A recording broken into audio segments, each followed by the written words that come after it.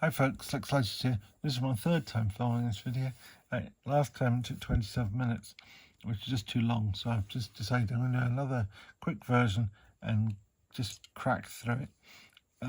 Tobias put this thing up the other day, picking out his top 5 equal end penknives from his equal end collection, and apparently he's got about 200, but he still managed to get through them in 20 minutes, so I've got a target to achieve there.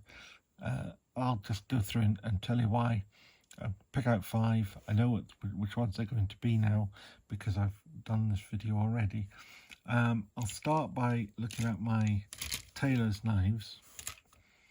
Anybody that knows the channel will know I love my tailor's eyewitness knives, and I have half a dozen here that would fall into the equal end penknife category, just or easily. Some of them. The first one only just fits in. The main blade is a long clip. It's very similar to the one on the Slim Barlow. So I'll just take that out because it just doesn't sort of make sense. Then, much as I could put these 5 as my 5 favourites, and they could possibly be that, I'm not going to keep them all. I've got 2 different designs. One is the serpentine pen with the Wharncliffe and a pen blade, and the other is just a standard equal end penknife with the 2 blades, 2 pen blades. So of these, I'm going to pick one of each style to keep in. So the one that I'm keeping in are going to be the stag, the ram's horn and the ox horn are going out. And of the little ones, much as I love ram's horn, this isn't my favourite ram's horn. I love also all the various exotic woods, and this Amboina burl on this one is just particularly attractive. So that one stays in. It's also got, as well as the work back, it's got milled liners, which is quite nice and relatively unusual for tailors. Arthur Wright does that more. So I'll move on to my other Sheffield pen knives. Got a few here now. I've got some. That's a Rogers. That's not. Those 3 there. Those 3 there are Rogers. Those 2 are Winston. This one, little one here, is George Butler, and I don't know who made this one. I can't read the tang stamp. I just know it was made in 1902 for the coronation of Edward VII. So I just know that was 120 years old. I don't really know about the rest of them. I suspect they're not that old. I know that this one is quite a modern Rogers knife. It's in stainless steel. It's pretty badly made. It's typical of the sort of junk that some of the makers, the Rogers are now part of the Ibbison group, just turn out in order to, be still making Sheffield knives, and they sell on the Sheffield brand. But honestly,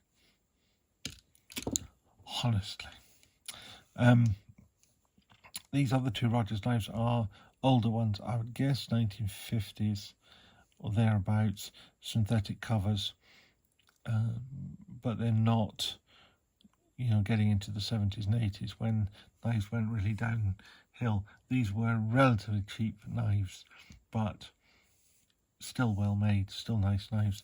And this, the sort of sleeve board with the slightly larger pen, small pen, is probably the most traditional Sheffield knife of the second half of the 20th century. These 2 are very similar, really, put them the same way around. They're both sleeve board designs. That's to say they're wider at one end, narrower at the other. Not by a lot, but a little. Large pen, small pen, and according to Stanshaw, the most common type of knife made in Sheffield in his lifetime. I don't have statistics to back that up, but if he said it, it's probably right. I respect his opinion. So the 2 of those, they've got this little Butler. The Butler's not going to stay in the top 5 just because one of the blades just doesn't stay shut. I've tried cleaning it and scrubbing it, and it just doesn't want to play ball. So it's going out. I've got these 2 Winston knives as well. This one, again, it's fairly plain, and it's similar to the synthetic covers of the Rogers, but this one's got bolsters, it's got a slightly longer main blade, and it's got this a nice little shield in it. So you know, it's a step up from those two. But what is a real step up is it's got to be this one. This one is again Western Home one with the IXL brand. But this is in real mother of pearl with nice little nickel silver bolsters. It's just a nice little knife. I've got the original box for it. It's in good condition. Again, I suspect it's late 20th century, but I couldn't put a date to it. It certainly isn't as old as this one, which was 1902, that I know for certain, because it was made for the coronation of Edward VII. Queen Victoria died in 1901, and the coronation was 26th of June 1902. So it's probably fair to say it was made in the first half of 1902, very possibly the late part of 1901, but almost certainly 1902. So I quite like the look of that one. If I was looking at the Sheffield knives, the one that wins on quality is the mother of pearl Winston-Home, so that pushes these three out. But the one that wins on nostalgia, because my stepfather carried a knife with the Kings and Queens of England on it all his life, stays in. Then there's a few other little contenders, one of which is going to get kept in, but I'll come to why in a second. I don't really have any of the true equal end Swiss Army knives. They do a few. I think they're the Excelsior, the President, I think they're called. This is a single spring, single layer knife with a pen and a multi-tool blade for the other one and a corkscrew in the back. It probably falls into the category, but I'm not going to keep it because in the company it just doesn't really cut it as being smart enough. The other four, with the dog bone jack, called the dog bone jack, you think it should be a jack knife, in other words the blade should be at one end, but it's not. It's an equal end pen knife. It's got a main spear point and an eraser blade, which is common on office knives. We'll come to that in the office knife in a minute. I like this knife. It's very nicely made, surprisingly good quality for the price, and it was given to me by Tobias. So that there are reasons why it might stay in, but it's not going to stay in just because I think the other company here kind of bullies it out. The Case Butterbean is a small canoe. The full-size canoe is a twin sprung knives with twin blades, a spring for each blade. So that wouldn't fit into the equal end penknife category. But the Baby Butterbean mini canoe is a single layer, single spring design with the blade working off each end, which is exactly what an equal end penknife should be. It's equal ended, it's small. It's not going to stay in just because I think the other competition here is a little bit too strong for it, but I really like this as a knife to carry and to use. And I do carry it and use it from time to time, as you can see by some of the scuff and wear marks on it. It is a nice knife, and it could have stayed in. And if I didn't wanted to let this run to 27 minutes again, I could go through all my reasons again like I did. But now we've got here two other knives. This isn't strictly an equal end penknife, and so I'm going to use that as an excuse to boot it out. But this is a EKA or EKA knife with the Swedish royal family on it. They are knife makers to the King of Sweden by appointment, so that's why it's got the royal family's crest on it. You've got these sort of Nordic, Celtic designs, and on the back you have a Celtic design with a dragon, which are reminiscent of the dragon boats that the Vikings would turn up in to scare the locals. I really like this knife. It's great, but it isn't going to stay in only because I want to keep this one in. This one is an office knife, which is slightly odd for the equal end penknife rules, if you like, because it doesn't have a large pen and a small pen. It doesn't have a pen at all. It has instead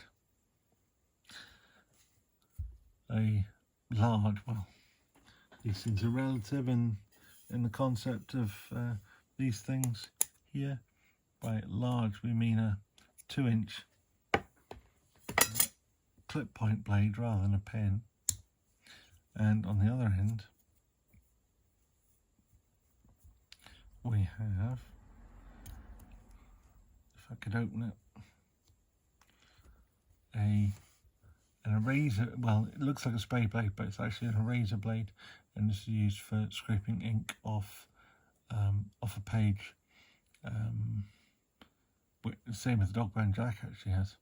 This one has, I take it, faux ivory. It's got the kind of the veins in it like ivory has, but I'm pretty sure it's faux for the simple reason that it's too new to be a genuine ivory knife.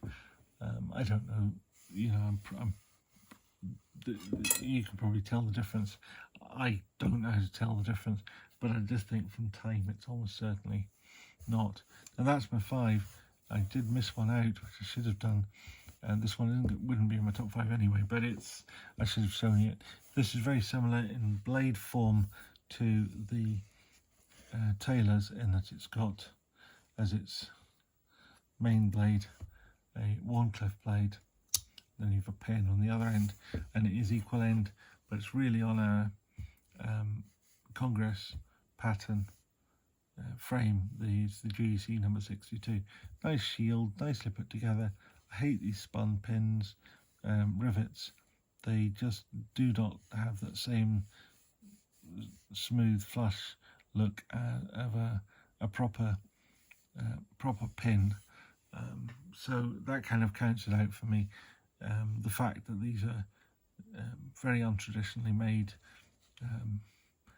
the kind of mock traditional knives, you know, they're made with the parts are cut out with a water jet and then they're riveted. They're not dished, but you know, they're nice. They look like traditional knives, and they're very nicely made, and they work very well. So they're nice, but it's not in my top 5. No GCs in my top 5 here at all. My top 5 are Taylor's Serpentine penknife, the Taylor's ordinary equal end penknife with in albino with milled liners and work back. This one was in stag. I've got the George Wistenholme penknife here with the IXL trademark, brass liners, mother of pearl covers, nickel silver bolsters. I've still got the original box for that as well. And this, the Edward VII coronation knife, because one, it reminds me of my stepfather, because he always carried a coronation knife with the Kings and Queens of England. But I think for George the VII, it could be Queen Elizabeth II that he carried, but this one was definitely for Edward VII, made in 1902. And then finally, this little office knife that was sent to me by Warthog Rick Jarvis, and I like to carry one of his knives by all the time, just in support. Perhaps give him some strength by proxy for the battles that he's fighting at the moment. So they are my 5. That's it. If you like the stuff, please give it a thumbs up. If you want to see some more of it, please subscribe and remember to ring the bell. Thank you very much. Bye bye.